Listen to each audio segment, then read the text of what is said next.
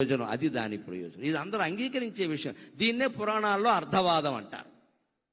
అది పూర్తిగా మోక్షాన్ని ఇవ్వదు, జ్ఞానాన్ని ఇవ్వదు, కానీ మనిషి దుఃఖాన్ని ఉపశమింపచేస్తుంది. మనం రోగంతో బాధపడుతున్నప్పుడు మందులు వాడుతున్నా తగ్గకపోవచ్చమ్మా, కానీ ఆత్మీయులైన వారు ఎవరన్నా వచ్చి పలకరిస్తే తగ్గినట్టుగా ఉండట్లా.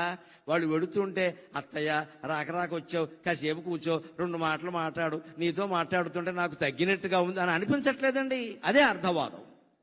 ఆ అర్థవాదం ప్రకారం ఎలా ఉంటుందంటే, మీరు మంచి చేయించాలి అంటే మంచి మనిషిలో ఉండే మంచిని పెంచండి, బాగా పెంచండి. ఇంకొంచెం మీరు అబద్ధం చెప్పినా ఏం పర్వాలేదు, లేనిది పురాణాల్లో లేనిది చెప్పినా తప్పేం లేదు, సమాజం బాగుపడటం కోసం చెప్పాం. అలాగే చెడ్డ పాత్రల ప్రభావం సమాజం మీద లేకుండా ఉండాలి అంటే ఆ పాత్రల్లో ఉండే చెడుని వీలైనంత తొలగించి మంచి చూపిస్తే సమాజం బాగుంటుంది, సమాజం బాగుంటుంది.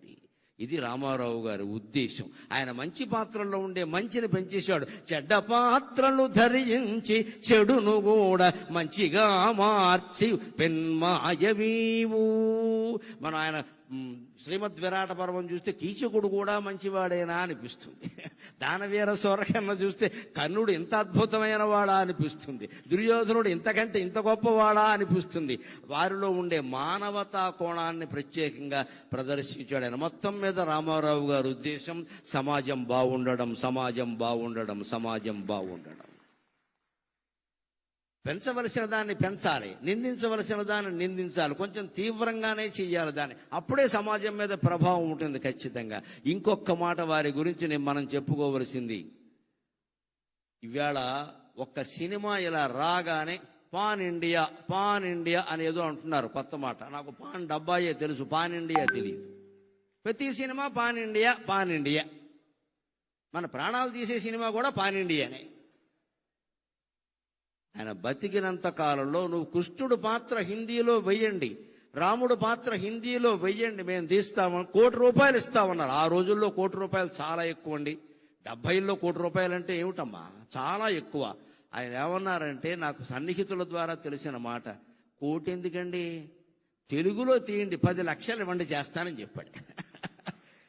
మీరే నిర్మాతలుగా ఉండి తెలుగులో తీయండి, ఇంకా శ్రీకృష్ణుడికి సంబంధించి బోల్డు కథలు రావాలి, రాముడికి సంబంధించి బోల్డు కథలు రావాలి. తెలుగులో తీయండి, నా భాషకి మేలు జరుగుతుంది, నా వాచకం ద్వారా నా భాషకి మేలు జరగాలి, నాకు కాదు అని కోరుకున్న మహానుభావుడండి ఎన్టీఆర్. 1 కోటి నాకు అక్కర్లేదు, నా భాషలో తీయండి. ₹1 కోటి ఏమైనా తక్కువ, ఎవరు వదులుకుంటారండి? ఇవాళ 1 కోటి లెక్క లేకపోవచ్చమ్మా. ఆవేళ ఎంత లెక్క, అది 70లో కోట్లంటే ఎంత లెక్క. అంత పద్ధతిగా ఉండేవాడు ఆయన. ఇంకొక మాట, ముఖ్యంగా నన్ను ఆయన్ని అభిమానిని చేసింది ఏమిటంటే, ఆయన నటించిన పాత్రల్లో ఎవరికి తలవంచకు, ఎవరిని యాచించకు, గుండె బలమే నీ ఆయుధం, నిండు మనసే నీ ధనం. ఎవరికి తలవంచకు, ఎవరిని యాచించకు, జీవితమే ఒక వైకుంఠపాళి, నిజం తెలుసుకో భాయి. జీవితమే ఒక వైకుంఠపాళి, నిజం తెలుసుకో భాయి. ఎగరేసే నిచ్చెనలే కాదు, పడదోసే పాములు ఉంటాయి. చిరునవ్వులతో విషవలయాలను ఛేదించి ముందుకు పోవోయి, ఛేదించి ముందుకు పోవోయి. ఎవరికి తలవంచకు, ఎవరిని యాచించకు.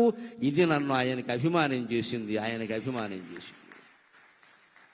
ఆ పాట రాసిన వారికి, పాడిన ఘంటసాలకి నేను నమస్కరిస్తే రామారావు గారికి 2 చేతులు ఎత్తి నమస్కారం చేస్తా.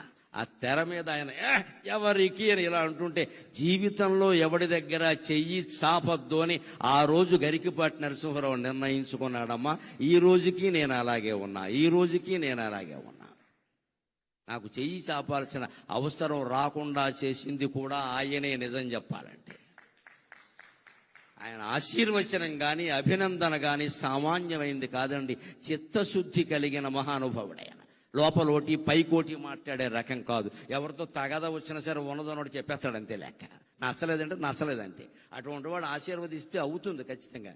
నటన చేసేవాళ్ళు ఆశీర్వదిస్తే అవ్వదు, నిజాయితీగా బతికేవాడు ఆశీర్వదిస్తే అవుతుంది ఖచ్చితంగా. నేను ఆయన తెలుగు విశ్వవిద్యాలయం పెట్టినప్పుడు ఆయన తెలుగు విశ్వవిద్యాలయం స్థాపించినప్పుడు ఆయన ఏం చెప్పారంటే, ఈ విశ్వవిద్యాలయం నా మానస పుత్రిక అన్నారు. ఆయన నా మానస పుత్రిక అన్నారు.